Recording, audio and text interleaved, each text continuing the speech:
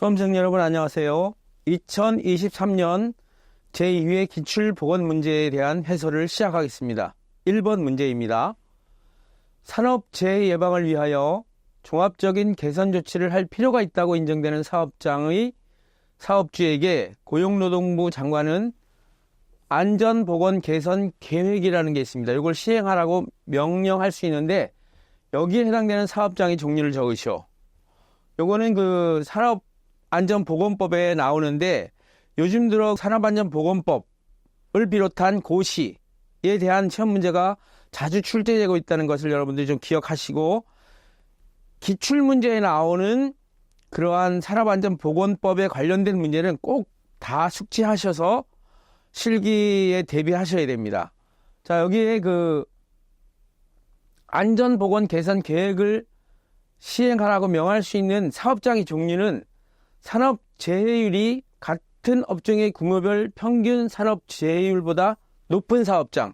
그러니까 사건, 사고가 많이 일어난다는 거죠. 안전사고나 여러 가지 사고가 많이 발생되는 작업장을 말하고요. 두 번째는 사업주가 필요한 안전조치 또는 보건조치를 이행하지 아니하여 중대재해가 발생한 사업장. 사실 이러한 그 사업장의 종류를 적을 때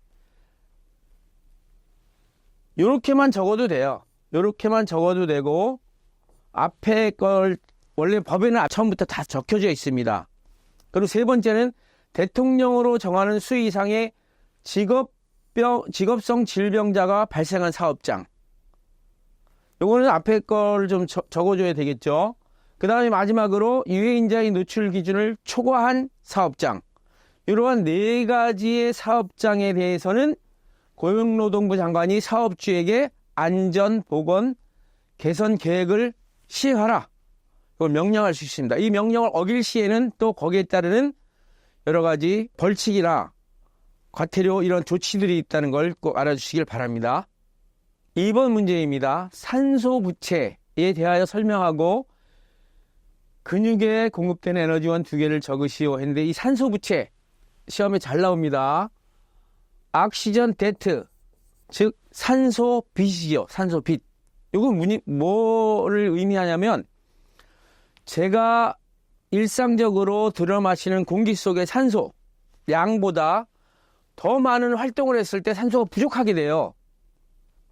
그러면 우리 몸은 그 산소를 보충하기 위해서 쉬어야 되거든요. 그러한 의미라는 걸 여러분들이 기억해 두시고, 산소 부채가 뭐냐? 작업이 끝난 후에 남아있는 젖산, 이 젖산은 필요물질 중에 하나죠. 제거하기 위하여 산소가 더 필요하게 되며 이때 동원되는 산소 소비량을 산소 부채, 산소 빚이라고 하죠. 이게 이제 산소 부채의 정의입니다. 그 다음에 근육 운동에 필요한 에너지원은 대사가 우리 몸의 메타볼리즘의 혐기성, 산소가 필요 없는 대사와 산소가 필요한 대사 두 가지가 있습니다. 혐기성 대사와 호기성 대사가 있는데, 혐기성 대사의 에너지원은 근육 내에 존재하는 ATP, 이게 에너지 화폐라고도 해요. 에너지 아주 기본적인 에너지원이 되는데, 그 다음에 CP, 그 다음에 글리코겐, 포도당, 이런 것들이 혐기성 대사에 필요한 근육 운동에 필요한 에너지원이고, 호기성 대사는 음식물로 섭취된 포도당, 단백질, 지방, 이런 것들을 말하고 있습니다. 그래서 지금 여기 줄 쳐진 것 중에 두 개만 적으면 정답이 되는 걸로 쓰시면 됩니다. 3번 문제입니다.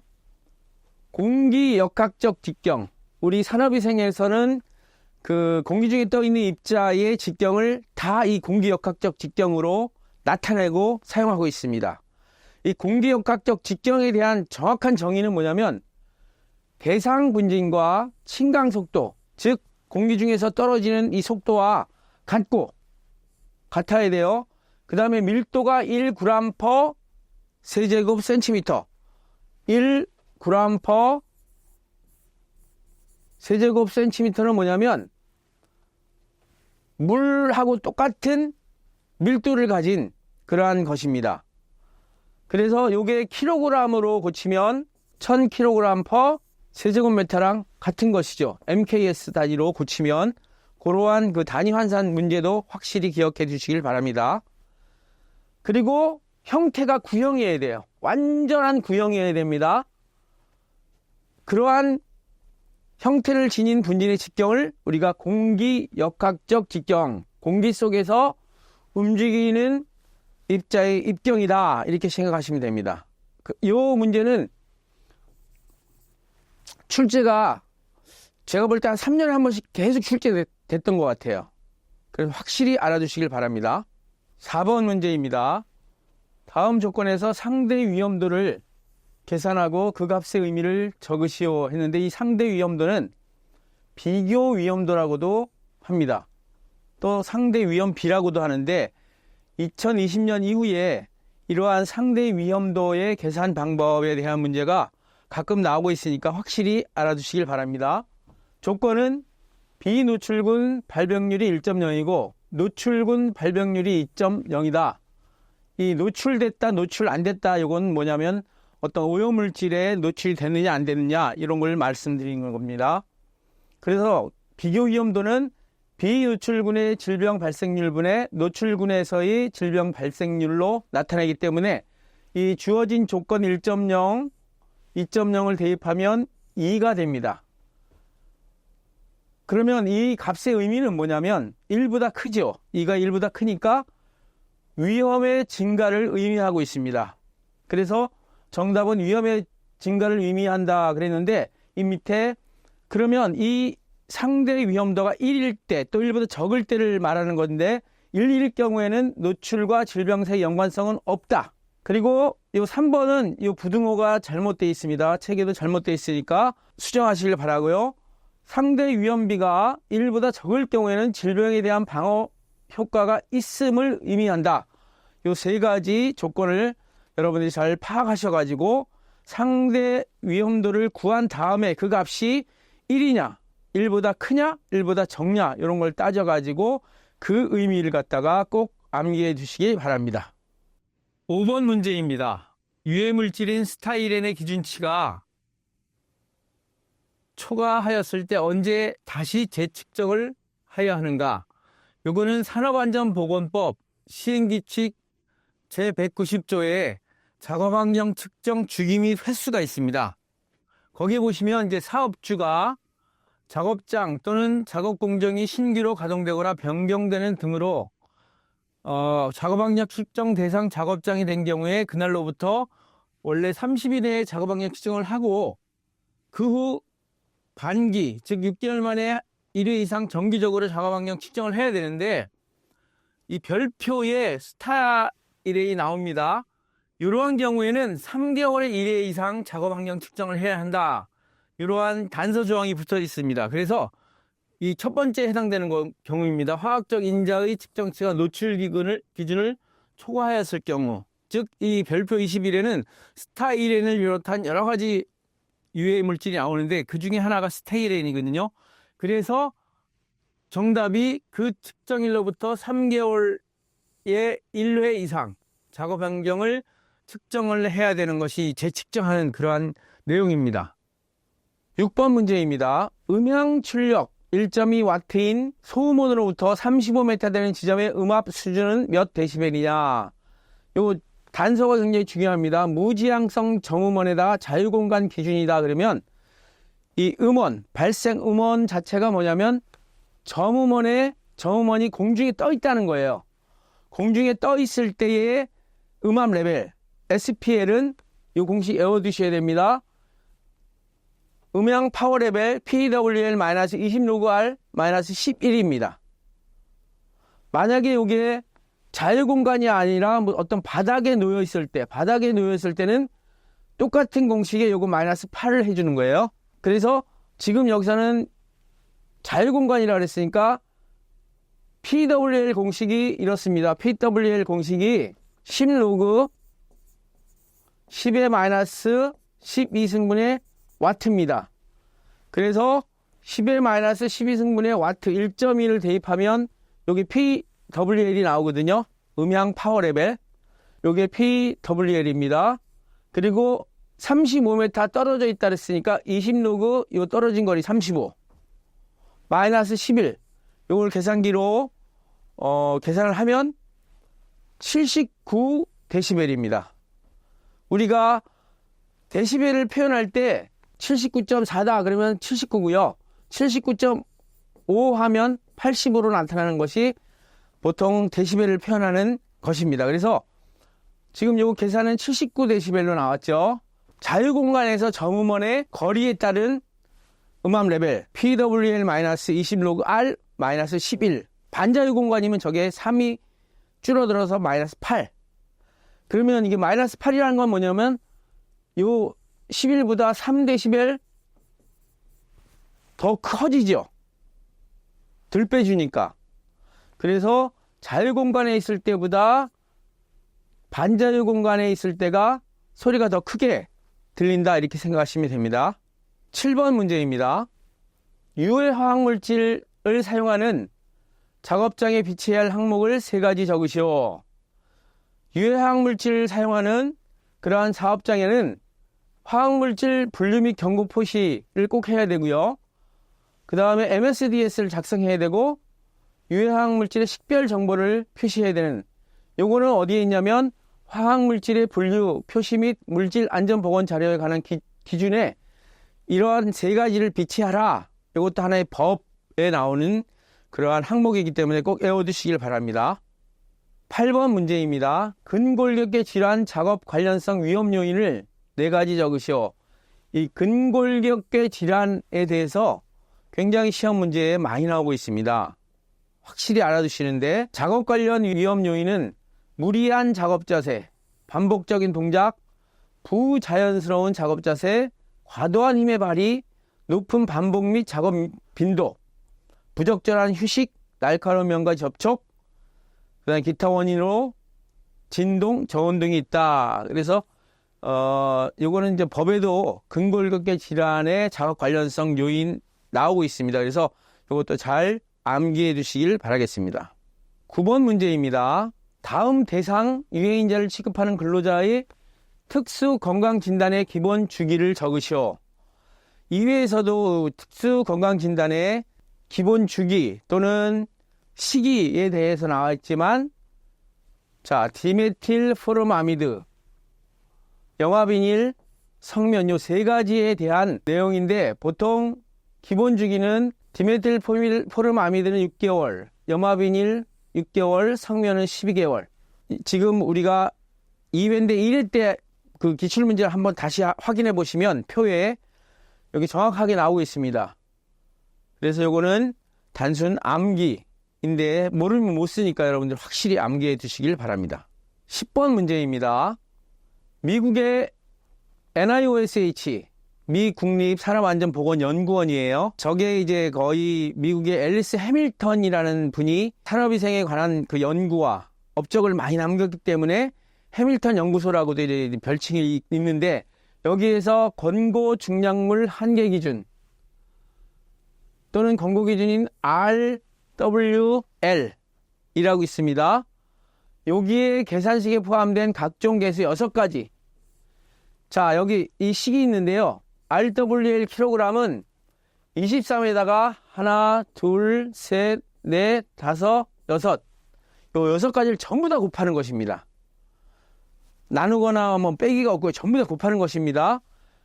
그래서 보통 우리가 이렇게 생각하시면 돼요. 우리가 근로자가 23kg의 물건을 든다고 생각해요.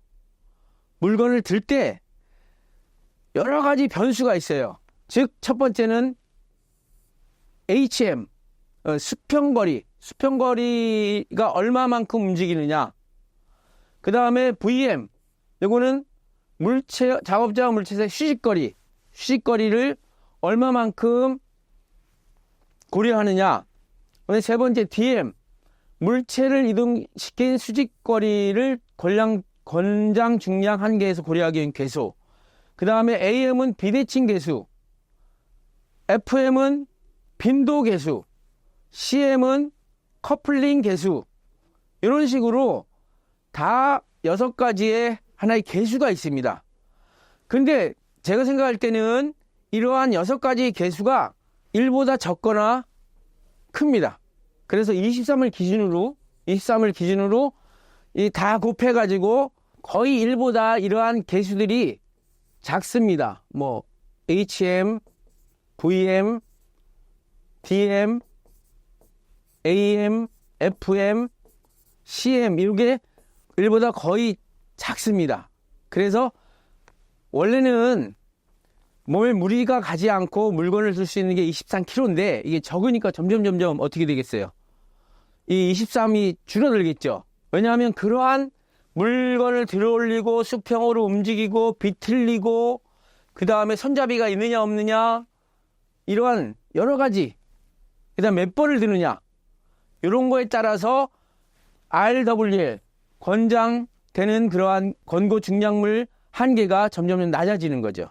그냥 들으면 괜찮은데 이게 비틀리고 손잡이가 있고 이게 굉장히 차이가 있거든요. 그럼 점점 23kg이 내려가야 돼요.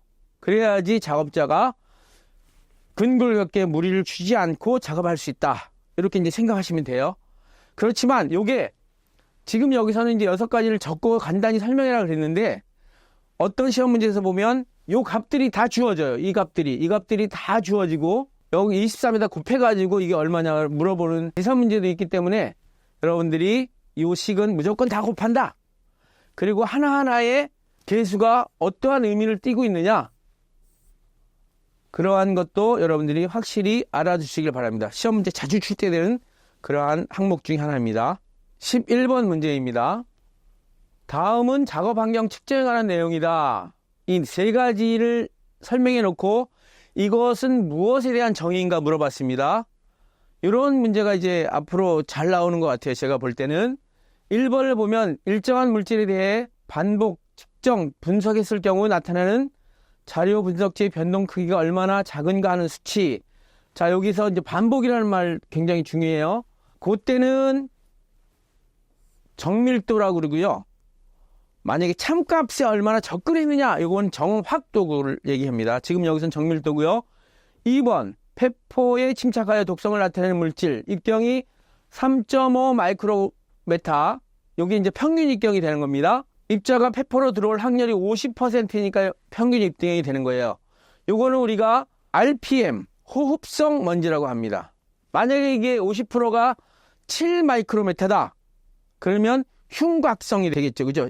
7보다 10 같은 경우는 흉곽성. 그 다음에 그보다 더 큰 거는 100 마이크로메타에 어떻게 되겠죠? 흡입성. 그런 거 앞에서도 했어요. 잘 알아두시고. 세 번째, 시료 채취기를 이용하여 가스, 증기, 분진, 흉, 미스트 등 유해인자를 근로자의 정상 작업 위치 또는 작업 행동 범위에서 호흡기 높이까지 고정하여 채취하는 것은 지역 시료 채취라고 하고요. 여기에 상대되는 말이 개인 시료 채취. 개인 시료 채취는 근로자의 몸에 부착해가지고 이 옷깃에다가 카세트를 달아가지고 채취하는 거고요. 지금 3번에 의미하는 거는 지역 시료 채취를 하는 그러한 의미입니다. 꼭 알아두세요. 12번 문제입니다. 산후피로가 발생한 근로자의 소변과 혈액, 소변을 우리가 뇨라고 하죠. 뇨. 혈액의 현상에 대해 설명하시오. 소변은 소변의 양이 줄어듭니다. 그리고 피로가 쌓이게 되면 색깔이 나타나고요. 더 심하면 단백질이나 기타 교질 영양물질의 배설량이 많아져요. 교질 영양물질은 뭐냐면 찐득찐득한 겔 같은 그러한 물질이기 때문에 이런 물질이 나타나면 바로 병원에 가야 됩니다. 그 다음에 혈액은 혈당치가 낮아지고 젖산이나 탄산, 이게 이제 피로물질이죠. 증가함으로써 산혈증.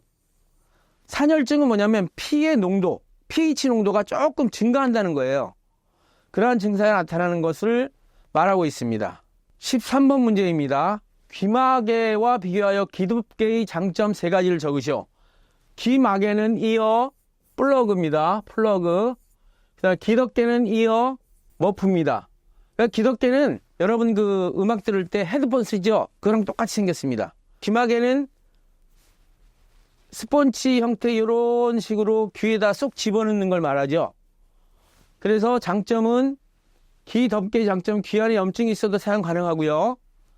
동일한 크기의 기덮개를 대부분 근로자가 사용할 수 있고, 멀리서도 기덮개를 했는지 안 했는지를 알 수 있는 이런 장점 3가지가 있습니다. 이건 개인 보호구의 소음 보호구에 대해서 나온 그러한 문제입니다. 14번 문제입니다. 자유공간에 떠 있는 직경 30cm인 원형 개구, 후드의 개구면으로부터 30cm 떨어진 곳에 입자를 흡입하려고 한다. 제어 풍속을 0.6m/s로 할 때에 후드의 정압은 약 몇 mili H2O인가? 이렇게 물어봤습니다. 우리가 후드의 정압을 나타내는 공식은 이런 공식입니다. 이런 공식 꼭 기억하셔야 돼요. 그럼 여기 주어진 것에서 VP를 구해야 되는데 VP는 2지분의 감마 V 제곱이죠. 이건 베르노이 정리에 의한 그 속도압을 구하는 식입니다. 그런데 여기서 V는 또 A분의 Q예요. 근데 이 문제에서 Q는 뭐냐면 필요한 기량이거든요. 근데 주어진 조건에서 필요한 기량은 어떻게 되냐면 VC 곱하기 10의 X의 제곱 플러스 AH예요. 즉 여기 보세요. 0.6 VC 주어졌죠.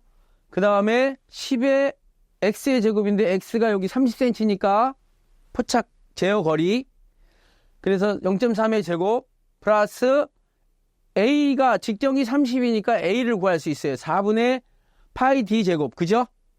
그래서 4분의 3.14 곱하기 0.3 제곱 해가지고 하니까 Q가 0.58 세제곱미터 per 세크가 됐어요. 그래서 여기다가 0.58로 해놓고 A는 아까 우리가 4분의 파이 D 제곱이라고 그랬잖아요. 그러니까 여기 3.14 대입하고 D에다가 0.3을 대입해가지고 계산하니까 V 값이 나왔어요. 속도값. 8.29m per sec가 나왔죠. 천천히. 그럼 이 V 값을 가지고 여기다 대입시켜요. 그래서 VP 값을, 속도압을 구할 수 있습니다. 그래서 여기 보세요. VP는 2지분의 감마 V 제곱 해가지고 4.2m 밀리 H2O가 됐습니다. 그러면 VP 값, 속도압 구하고 FH 값 여기 0.93으로 주어졌잖아요. 그러면 4.2 곱하기 1 플러스 0.93 하면 8.1 밀리 H2O가 후드의 정압인데 이렇게만 써도 되고 후드가 선풍기의 앞쪽에 있으니까 음압으로 표시되므로 마이너스 8.1 밀리 H2O로 써도 되고 두 개 다 맞습니다. 꼭 마이너스를 붙여야 되느냐 안 붙여야 되느냐 이건 따지지 마시고 그냥 8.1로 해도 정답이 된다는 거 꼭 기억하시길 바랍니다. 15번 문제입니다. 이것도 계산 문제인데 어떤 물질의 독성에 관한 인체 시험 결과 안전 흡수량 요거 물어보는 문제가 가끔 나오는데 체중 1kg당 0.15mg이었다. 이때 독성 물질의 공기 중 농도가 1mg per 세제곱미터 일 경우에 체중이 70kg, 보통 평균 체중 70kg 많이 사용합니다. 인 근로자가 이 물질의 체내 흡수를 안전 흡수량 이하로 유지하려면 1일 몇 시간 이내에 작업을 해야 되는가? 단 작업 시 숨쉬는 환기율, 폐환기율이 1.3 세제곱미터 per hour, 그러니까 1시간에 1.3 세제곱미터의 공기를 흡입한다는 거예요. 그 다음에 체내 잔율은 1.0으로 한다 해가지고 공기 중 안전 농도와 안전 용량 사이의 변환 공식이 굉장히 중요합니다. C는 이꼬르 분자의 SHD.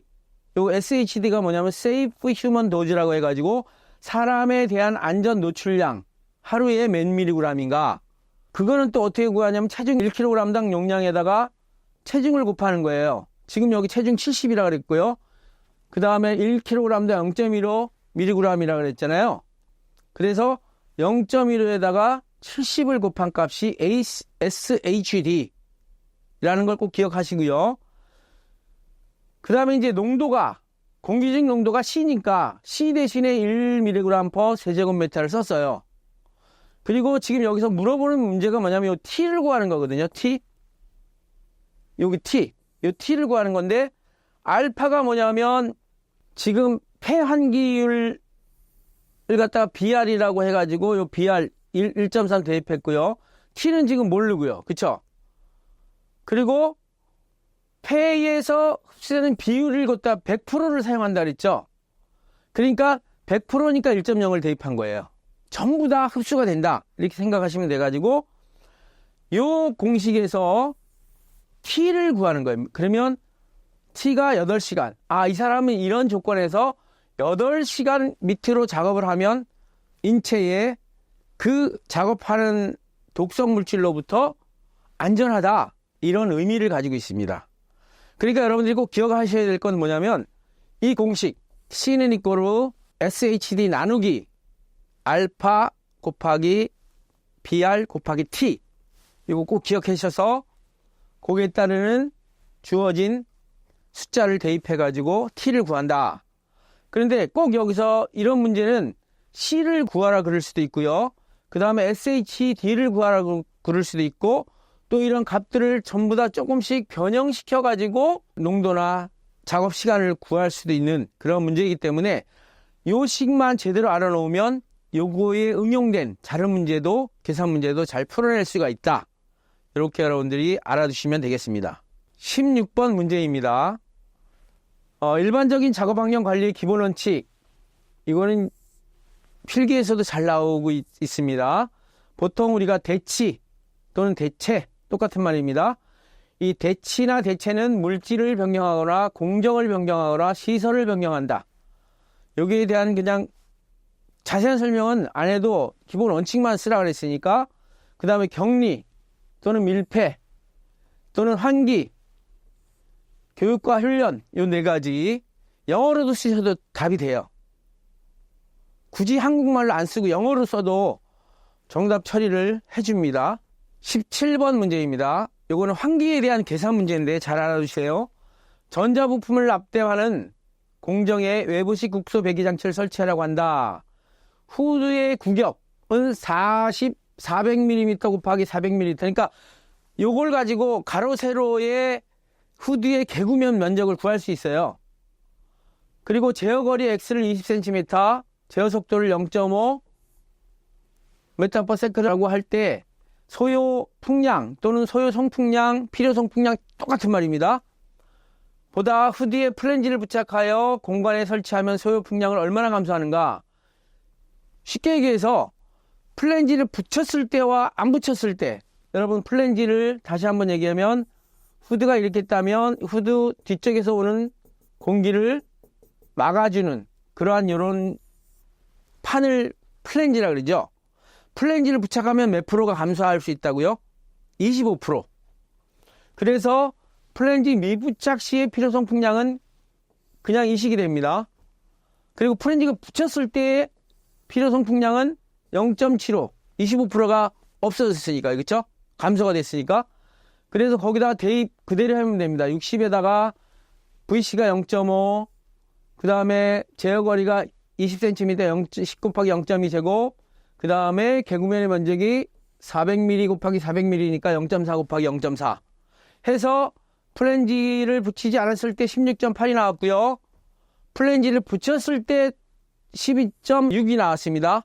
그러면 얼마만큼 감소되어 있느냐? 4.2 세제곱미터퍼미터만큼 감소됐다. 지금 풍량 요걸 물어봤어요. 어떤 문제에서는 몇 % 감소했느냐? 이렇게 물어볼 수도 있어요. 그러면 몇 % 감소됐냐? 그러면 처음이 16.8에다가 16.8 빼기 12.6 해가지고 곱하기 100 하면 몇 % 감소됐는지 그걸 또 계산할 수 있죠. 이런 거는 하나의 그 기본적인 수학적인 문제니까 그걸 잘 하셔야 돼요. 지금 이 문제에서는 풍량이 얼마나 감소했느냐 그래서 4.2고요. 풍량은 몇 % 감소했느냐 그러면 지금 이 식으로 또 계산하셔야 됩니다. 퍼센트를 물어봤는데 이걸로 끝났다 그러면 틀린 답입니다. 꼭 기억하셔서 문제 하나하나를 잘 짚고 계산에 임해 주시길 바랍니다. 18번 문제입니다. 외부식 후드 중에 오염원이 외부에 있고 송풍기의 흡입력을 이용하여 유해물질의 발생원에서 후드 내로 흡입하는 형식 3가지를 쓰고 각각의 적용 작업 한 가지를 쓰라 이렇게 되어 있는데, 보통 외부식 후드는요 슬로트형 후드와 루버형 후드, 그리드형 후드 이렇게 세 가지가 있다고 생각하시면 되겠습니다. 슬로트형은 뭐냐면 가늘고 긴 후드다. 루버형은 뭐냐면 하나의 그 후드면에 가늘고 긴 이러한 그 공간이 여러 개가 있다. 루버. 그러니까 여러분 백엽상 아시죠? 백엽상. 백엽상에 큰 어떤 네모난데 잘게 나눠서 공기를 흡입하는 그러한 백엽상 모양이라고 생각하시면 되고요. 그리드형은 뭐냐면 격자 모양의 형태로 공기를 빨아들이는 그러한 후드라고 생각하시면 되고, 슬로트형 후드는 보통 우리가 작업면이 큰 도금 작업에 많이 사용되고요. 루버형 후드는 주물 공장에서 그 블래스팅, 모래 털기 작업에 많이 사용되고요. 그 다음에 그리드형은 뭐냐면 페인팅 작업, 도장 작업에서 그리드형 외부식 후드를 많이 사용한다는 거 꼭 기억해 주시길 바랍니다. 19번 문제입니다. 절단기를 사용하는 작업장의 소음 수준이 105dBA. 105dBA라는 것은 굉장히 소음 작업 중에서도 아주 심각한 소음 작업이에요. 보통 소음 작업은 85dB 이상이 무조건 소음 작업이고요. 기준치는 90dB이에요. 작업자는 귀덮개. 요 NRR이 뭐냐면 감소 수치예요. 귀덮개를 함으로써 소리가 줄어들잖아요. 그 감소 수치가 22를 착용하였다. 귀덮개 사용에 따른 차음 효과와 노출되는 소음의 음압 수준을 미국 OSHA 산업안전보건청에서 제시한 게 있습니다. 그 식을 이용해서 계산하라 그랬는데, NRR이 뭐냐? Noise Reduction Rating. 그러니까 소음 감소 비율이에요. 이걸 어떻게 공식이 되냐면, 이 공식 굉장히 중요합니다. NRR에다가 무조건 7을 뺍니다.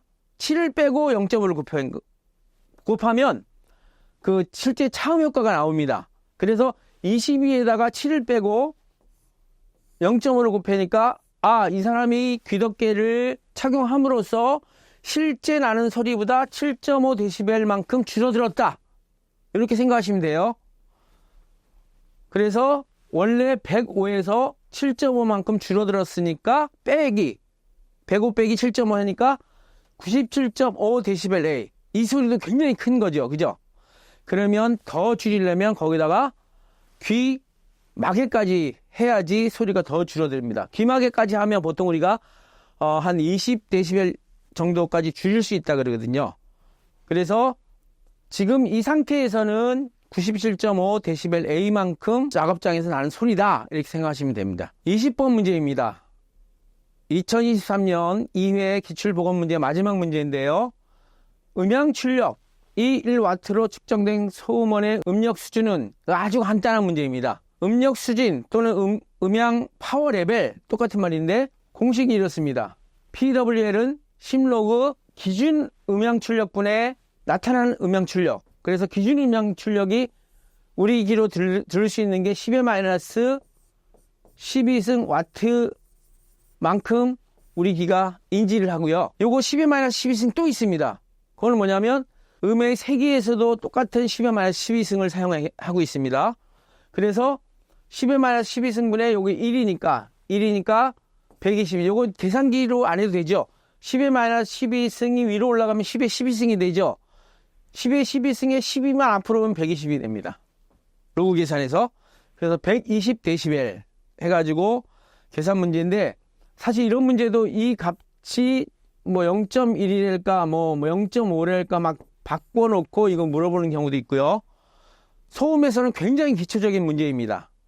확실히 알아두시고, 아까도 얘기했지만 이 PWL을 이용해가지고 거리에 따른 감소에다가 그게 자유공간이냐 반자유공간이냐, 이건 이제 점음원이 그렇습니다. 그리고 선음원, 도로나 열차 같은 선음원인 경우에는 16R 마이너스 8입니다. 이건 11이 없어요. 선음원은 지면에서 기차가 다니고 또 퍼지는 그 범위가 2πR이기 때문에 선음원일 경우에 SPL은 이렇다. 요 선음원일 때, 점음원일 때 보통은 우리 산업위생에서는 선음원일 때는 거의 나오지 않지만 이것도 좀 알아두시는 게 좋습니다. 그러나 소음진동 기사나 산업기사에서는 꼭 이런 것 나온다는 거 꼭 기억하시고요. 지금 20번 문제는 굉장히 기초적인 음향 출력 레벨, 음압 레벨이 아니고 음의 파워 레벨을 구하는 문제라는 거 꼭 기억해 주시기 바랍니다. 이상으로 2023년 2회 기출보건 문제 해설을 모두 마치겠습니다. 감사합니다.